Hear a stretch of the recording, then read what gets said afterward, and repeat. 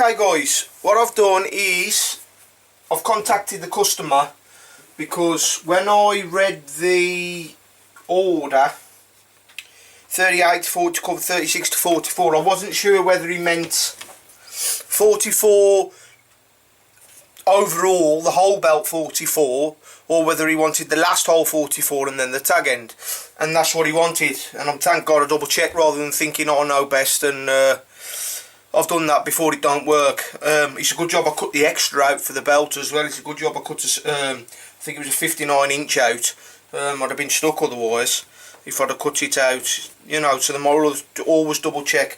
I also gave him the option of which buckle he would like, and I'm waiting to get back to me. I'm hoping he chooses the solid brass rather than the solid stainless. I think it'll look better with his dark brown. But right, I've just cut out a keeper. Obviously it's way longer than needed, but I was going to put two thinner ones in, but this one thicker one will just look just as nice. So I've checked the dimensions. I've done him 44 and I've given him 5 inch at the end for his tag end, which I always do. Just trimmed off the end, put a little mark where I need that to end. Put a little mark where I need that to end. Just pop this in for now, just roughly to check, because when you're measuring out these as well, you don't want to measure to where you want to measure to the end of the pin obviously, because the belt's got to come out and then go into the pin. So when you're measuring out your belts, don't measure from there, measure from the end of your pin to the end of your belt. Hope that makes sense. Otherwise you'll come up probably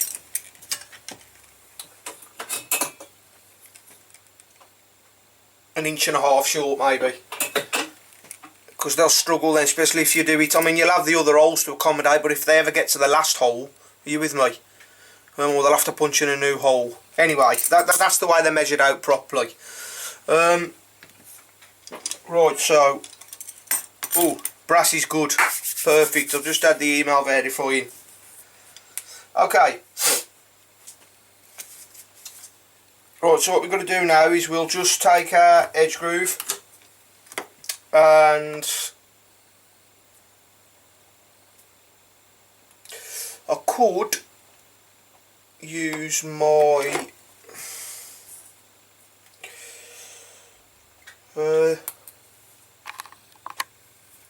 ring dividers to mark this, but I'll do it with this today, or I could use my edge creases to do it. And heat them up and burnish the lines in with them, but we'll do that for another video. Okay, what we'll do is we'll just run this down. It hasn't got to be a massively deep groove, because it's for aesthetics. It's more decoration than anything else. What we'll do then is we'll take our number 3.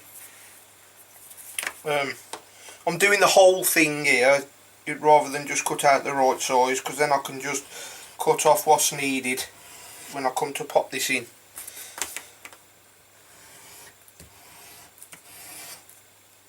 Okay, so we're going to groove off what we've done. We've put our lines into our keeper, and now we're just trimming the edges so they're all nice and neat. I also like to do at this point for this keeper is just take my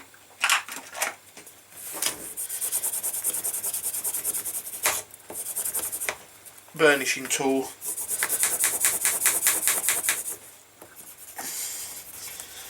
before this is dyed. I like to give this just a little burnish, and then obviously I'll do it again when I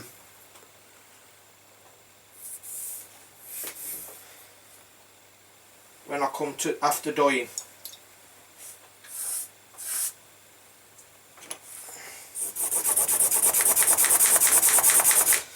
Okay, because I want that nice and smooth in there. Okay, right, tell you what, the quality of this hide today, the inside is absolutely gorgeous. There is not a hair raised on that at all, and it's as smooth as silk. Very pleased with this hide. Beautiful. Be a great belt. That's me. I suppose when you're passionate about something like this, you know, the leather, when you get it in, you're ever so happy when you get a great hiding, because you know the products that your customers are getting are going to be great too, you know, because sometimes, I mean, you know, I'm lucky I handpicked mine, but, you know, even then, you can't always find what you want. Anyway, I need to scarve this belt buckle down. I ain't done a twin belt buckle for a long time. Last time I done one was for a belt that goes outside, to be honest, a big roller buckle, but I haven't done one for a long time, so it'll be interesting, especially with this one, because it flares out a bit more. So I've got to get these holes just right and figure out the spacing for them. And I think the spacing is going to be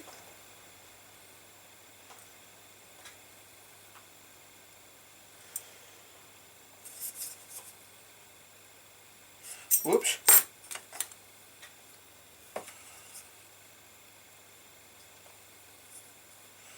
It's a lot more finicky than doing just your single holes.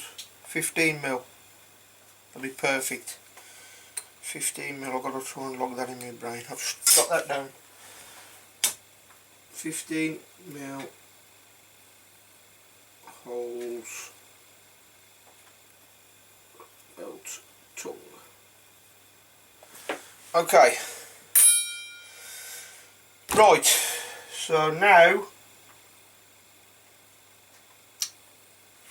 we want to do our line all along here now. Our stitch groove. I'll do a little bit and then I'll bring you back, because you don't want to watch me do it all. It's the same. Oh, it's difficult this with the camera. I've got to find a better space for it. I wish I could get it up above up there, but I can't. Anyway.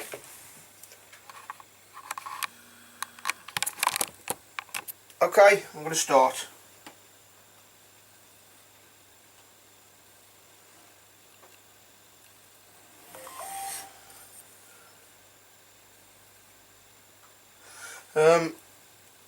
This is where I have to concentrate, because the last thing I want to do, I'm going to widen you out, because I like to do this all in one go if I can, rather than stop, start, stop, start. So, okay.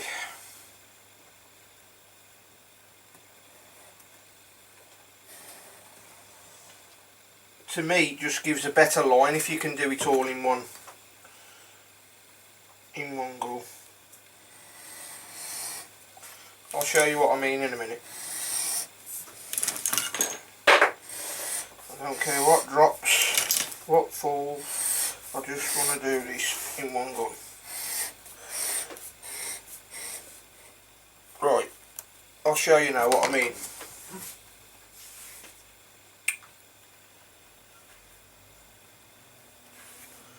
I mean, this might be minimal or daft to somebody, but I'll show you where I stopped. I'll pick it up now.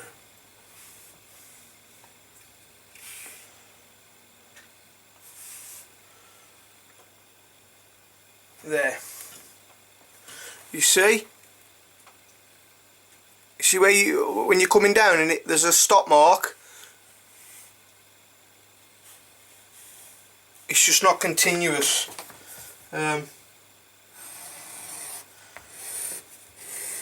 I prefer it when it's, you know, if you can do it all in one go, even better. Right, just do the end now. Make sure they marry. Do this now, because it'll be even harder when I come to scarve the end off to do it. Right, we try and get all this in one crack and move everything. I should have done all this today knowing I was doing belts. Okay, here we go.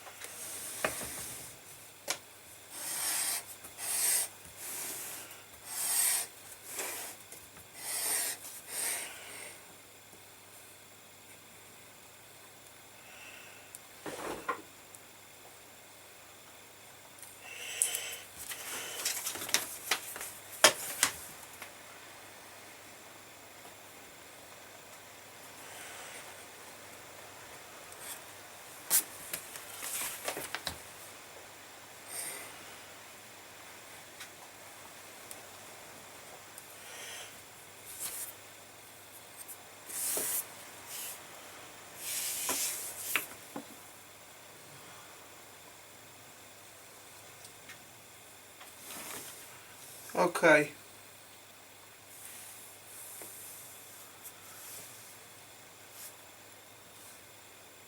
There it is. Now paused. Okay. Right, so we've got all that, we've got our grooving now. Okay, what we're going to do now is we're going to take a look at the end now.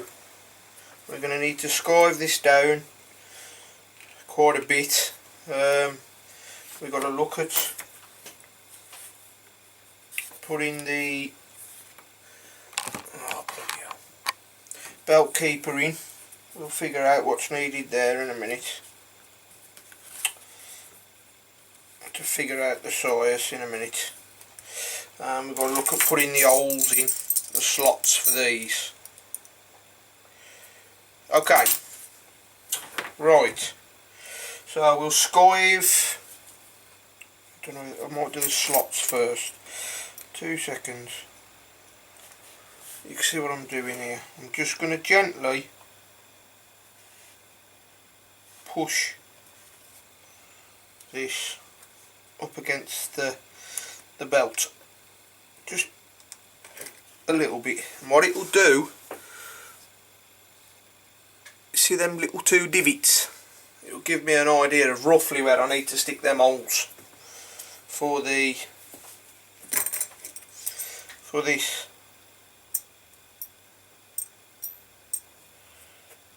We'll measure them out in a minute, but this just gives me a rough idea of what I'm doing and where I'm going. Okay, we'll go here. Okay, now if I remember right, whoops, it was, that's the last thing we want is the antique on the end of the belt. 15mm, and we got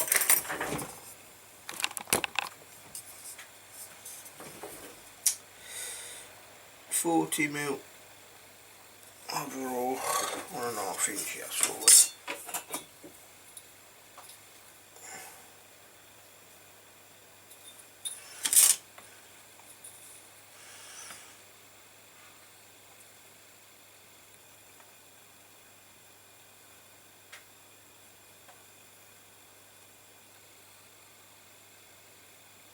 Yeah, it's me 1.5.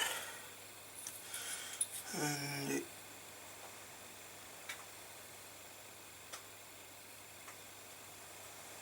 okay, right, what was it,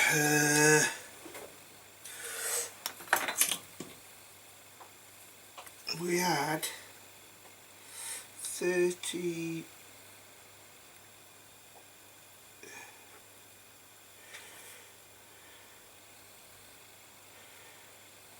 I'm just going to figure this out, guys. I'll bring you back. Okay, guys, right, all I've done is I've just popped my maker's mark on. Okay, so now we want to be skiving this belt down a bit. So belt sewn there, belt loop. Okay, right, we'll skive some of this down now, because we don't want that big fat transition on the back. That's not good at all. You have to be careful when you're doing this, guys. You can go mad, and all this hard work is for nothing. Because I would have to cut another blank and start again, because it'd be too short and it'd be a mess. See, please be careful when you're doing this, little and often. Take your time. As always, practice on some scrap. Don't do it on your project. Practice on loads of scrap when you're skiving. Until you know you're comfortable doing it and you've sort of mastered it and you're happy with doing it. Please don't make a belt and then watch my video and then decide to have a crack at doing this and you haven't done it before. Please don't do that. get some scrap, draw a line in the middle of your scrap, or decide to yourself how thick you want it skiving down to, and practice getting that as you want it.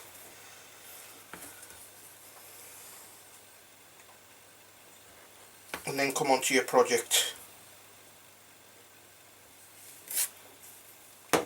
Bit more and I'll even it off. I've done quite well with that round knife, to be honest, but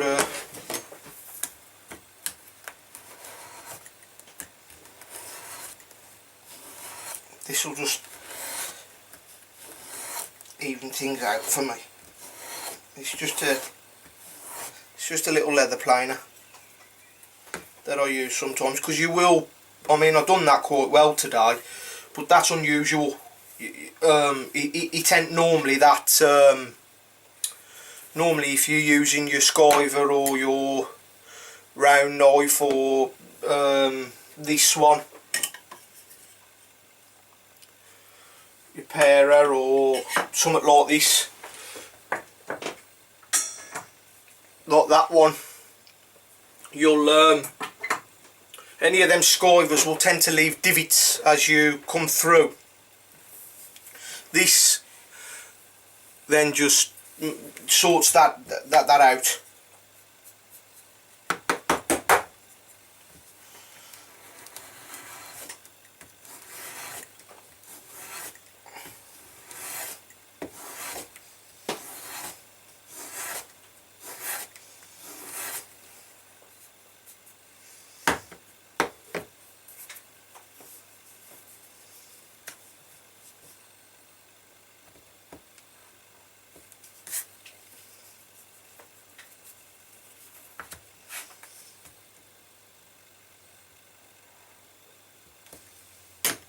I'm just neatening everything back up now, guys. Making sure the sides are all real crisp. And any of that fluff that's come when I started to skive has now gone. Let's do that end a bit more.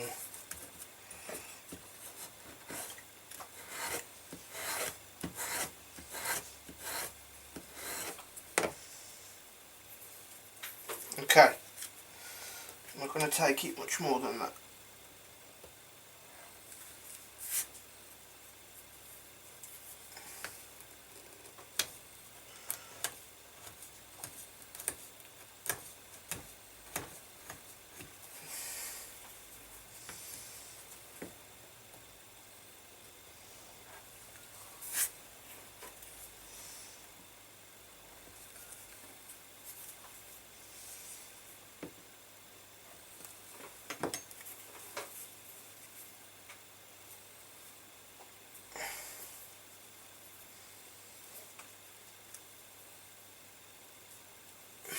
Sorry, I forget sometimes. I'm just making sure everything's even on the sides, you know, because I don't want no bit sticking out. Or sometimes when you're planing and you stretch it in skiving, it sort of pushes the edges out just a little bit, and then they don't marry even though they did before. See it's hanging over just ever so slightly.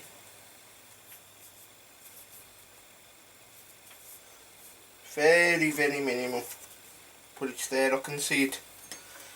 So I'll just trim that off. Okay, now I'm happy. Perfect. Okay, we'll clean up, whoops,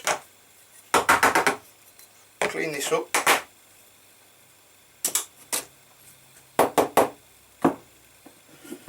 Just quick.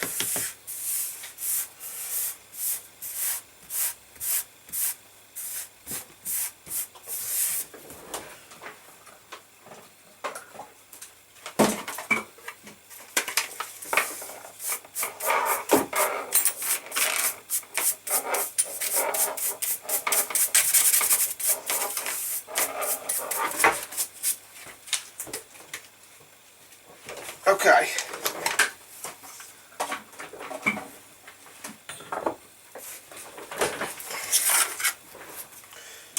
$10mm to the edges. So just a quick note for myself. Right.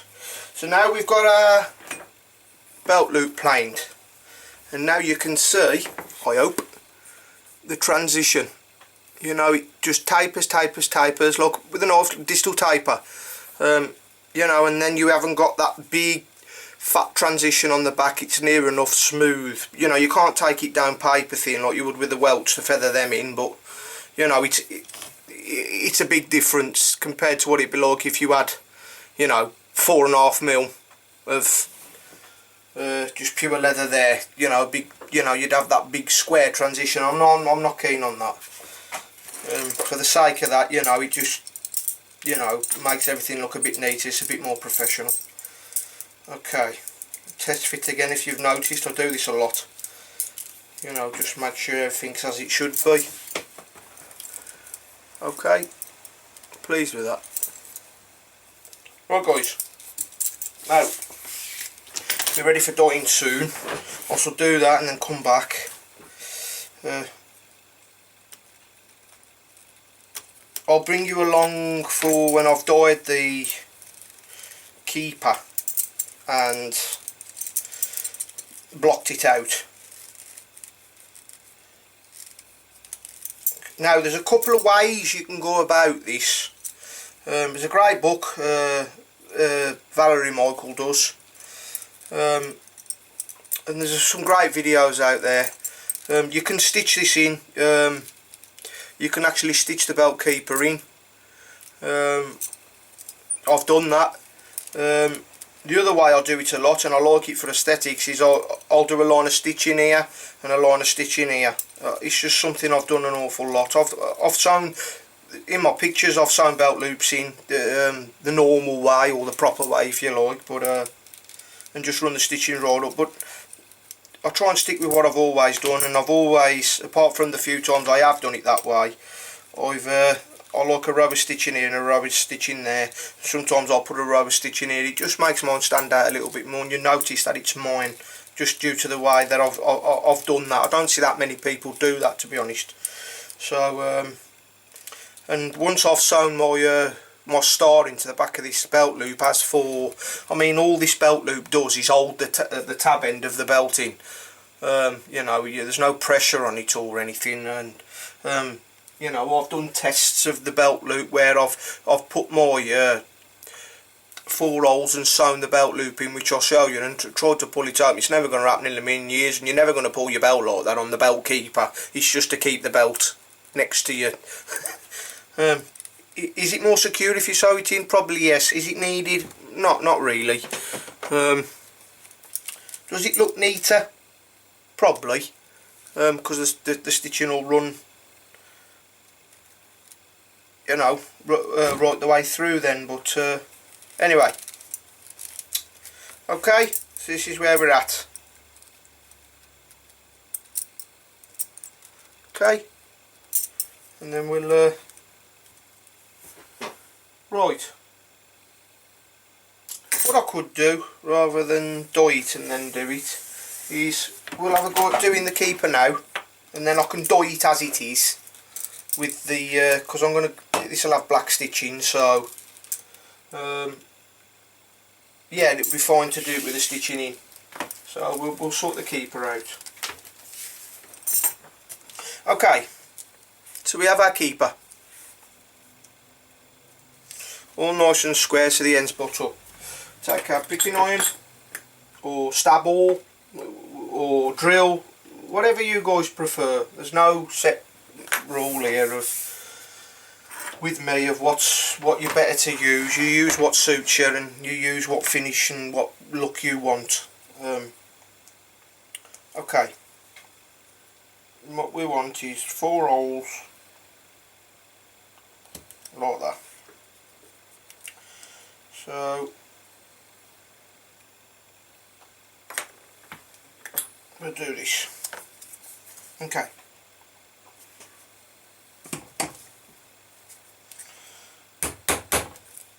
One hole.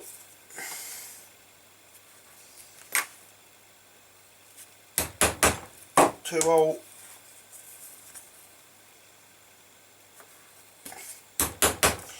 3 hole,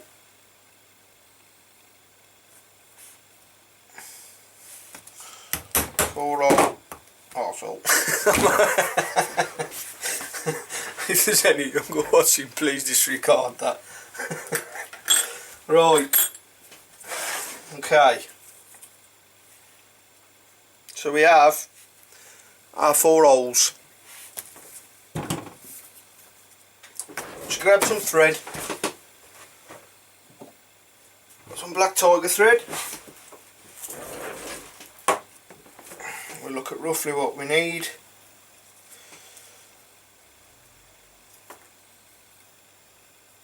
That should do it.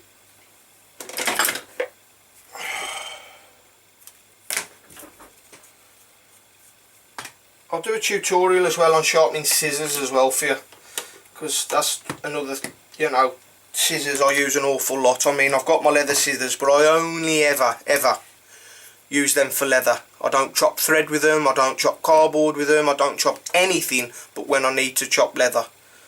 And then they stay as they should be for what they're used for.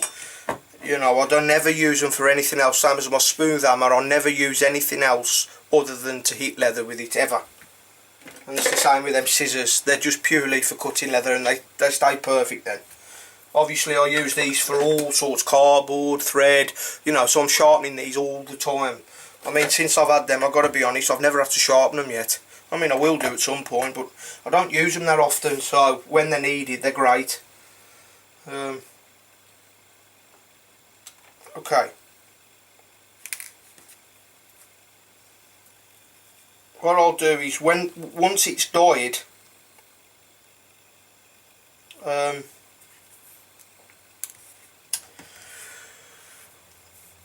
then I'll use, after that then we'll block it.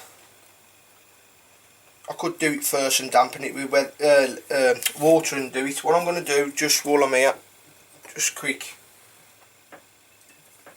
is I'm just going to dampen the edges slightly.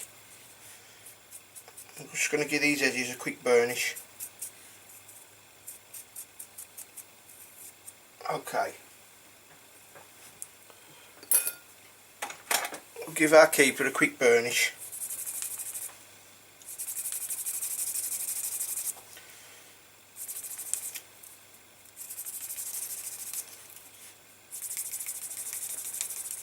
Because after, it's going to be a nightmare.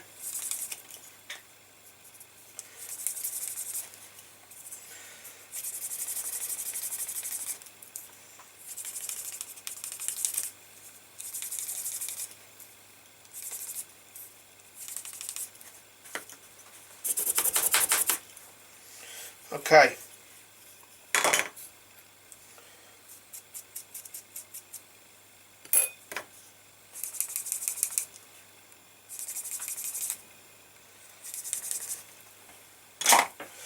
Okay, our edges are all glowing, nice and smooth. You can see that there's the shine off it, so all the edges are done. Okay, what we do now is we'll take our, you can buy an actual thing that goes in your, I mean, I've not tried one of these, that actually, it's called a lupine, I think, something like that, that actually goes in your clams. Specifically for sewing up belt loops. I've never tried one, but I mean, you can scarve these edges down as well to make that so these don't stick out the back so much. I'm not so keen on that, even though it pushes a bit of a lump out on the belt. It's very minimal, mind you, but I'd rather leave this as it is rather than scarve it down. I'd just rather do that, you know, and keep it I think if I did it the other way, I'd done it in a sewn them in, I'd probably maybe scut, but even then I don't think I would. I'd rather just leave it at its full thickness, this bit. Okay, hope you could see what I'm doing here. Try and remember, I ain't done one for a while. Okay, so we've put our two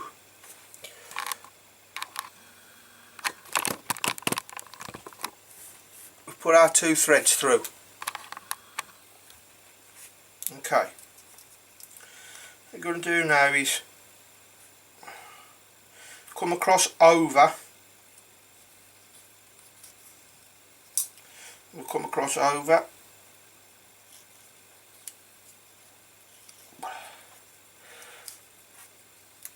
Okay, and we form a little X. And then we'll come back up. If I can grab the thread. Back through here. And then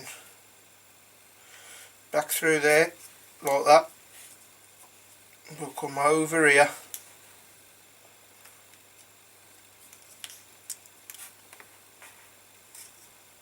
I hope you can see this, guys. And then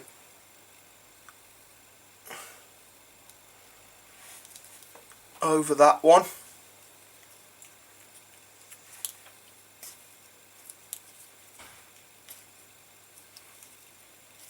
And this is where we're at. And then we'll come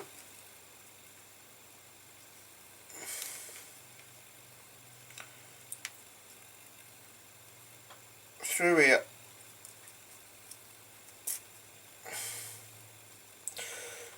Through there.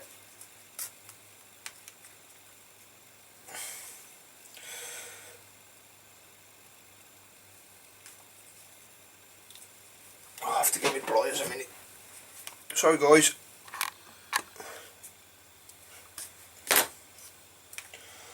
Okay. Through.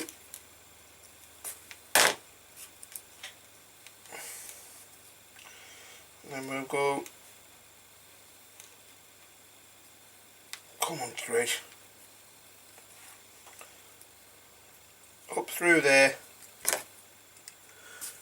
Oh my god. Sorry guys. Up through there. The other one will go underneath. Back up through. This one will go back down.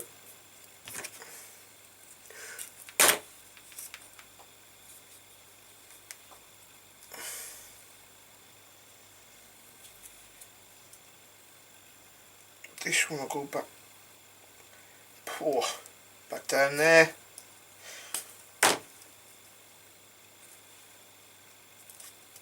Okay, and then we'll pull tight, and then what we'll have that. And I've always done this. And inside you get your square too, you see it? It's just neat, and that, there's just no way. You know what? I even put 2 bars in it, and I tried to pressure it open. Now bear in mind, this is just for holding the tongue, the tag end of the belting. You know.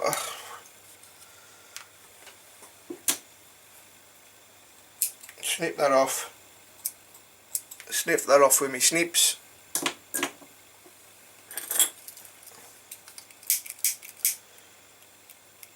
Get the old lighter.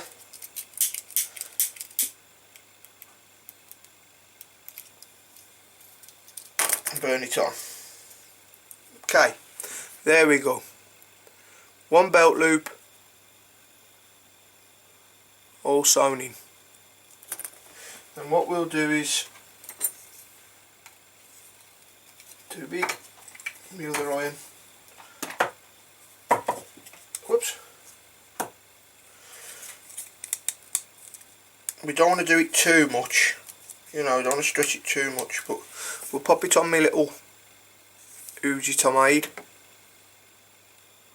And we'll gently start working it.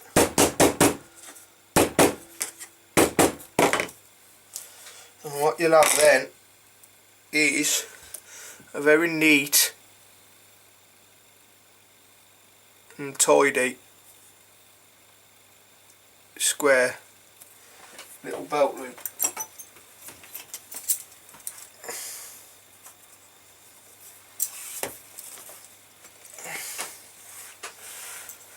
that'll sit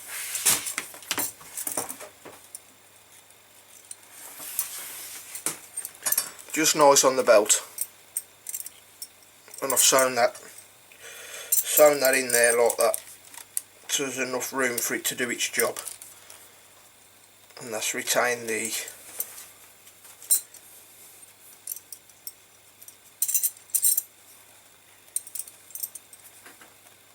belt tag end. Okay guys, so that's one way of doing a belt keeper. Now there's probably loads of other ways of doing it. You know, I'm not saying my way's the right way or the only way. There's other ways of making it. There's probably other ways of stitching it up. There's other way, you know, I don't know. You know, this is something I've always done. So, you know, I don't know whether there's probably other ways of stitching it, maybe just running stitches over, or I don't know, but this is the way I do it. It's a very secure way, and it works a treat. I hope that helps a little bit, guys. I'm just going to put, oh no, I need them down. Right, okay, I'm going to turn you off for a minute, because I'm going to dye. As in, I'm going to dye the belt, and I ain't going to bring you through that, the mundane, so yeah, I'll dye the belt, get all that sorted, we'll work that keeper a bit when it's dyed, and we'll look at sewing everything up then and getting it in, and that, and this will be good to go then, nearly. Well, it won't be till tomorrow because I'm going to have to let it dry, the belt and that, but the keeper and that, I'll be, you know, it'll be tomorrow now. I won't touch this again today. I'll start on the other one until tomorrow, till all the dyes have settled and everything, and then I can put the finishes on. You know, I always leave it till the next day. I don't really, very rarely I'll mess about with something that I've dyed that same day. You know, I like it to all settle down, leave it overnight, and, you know, and then I'll wipe the pigment off, and I'm happy. Okay, alright guys, see you in a minute. Okay guys. So you can see the belt's up there drying. We take a belt loop former, or I think they call it a loop iron, I think. What we'll do is I've just dyed this, so still a little bit damp from the leather. And just give us a chance to form these edges.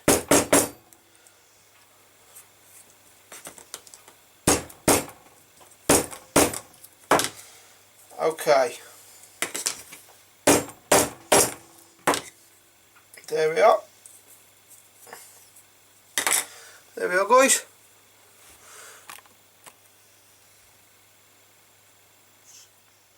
Two nice little oval holes. We'll just check these out before I do any more, rather than do them all and hope they're going to be okay. I mean, you know, these first two holes, if they were a little bit out of something, which I'm hoping they're not, but if they were, you can correct it then for the rest. You'll probably never use these first holes, but you know, it won't be a lot out anyway. I'm talking me and my OCD, a minimal amount, but okay, there we go, perfect. Whoops, I'm sorry. And we'll have a quick look now at how that looks. This is on his 36 inch holes, his first ones, which you probably won't use because he's a 38 to 40 waist, so I always give it a good old pull, let it seat. We'll have a little look, and yeah, I'm happy with that. So I can continue now with the rest of them holes, and I'm more than happy that they're going to be all at the right distance and everything's as it should be. I'm not going to torture you through the rest of these holes because, you know, it's just holes. You've seen how I've done them. I've just got a lot more of them to do. And then what I'll do is I'll get a little brush, I'll go inside them holes, I'll paint them little holes with the dye that I use, which is Fibings Professional Oil Dark Brown on this particular one, which was thinned down a slight bit to give it a different tone and texture. And I'll go in with a brush and I'll paint the inside of the holes. Now you can do these first when you make the belt and dye it on, obviously it already does that for you. I've always just done it this way. It's probably a bit backward, I don't know. You could do all this first, but I like to sew the buckling and everything first and then do the holes. Are you with me? I mean, if you're using dark stitching, black stitching, I could have made this belt up completely, sewed it all in, then dyed the whole lot, and then with the holes punched in and everything while it was natural veg tan. But if you're using white stitching or lighter stitching, especially if you're stitching all the way around, obviously you can't do that because you'll dye the stitching. Okay guys, and then this belt will be done.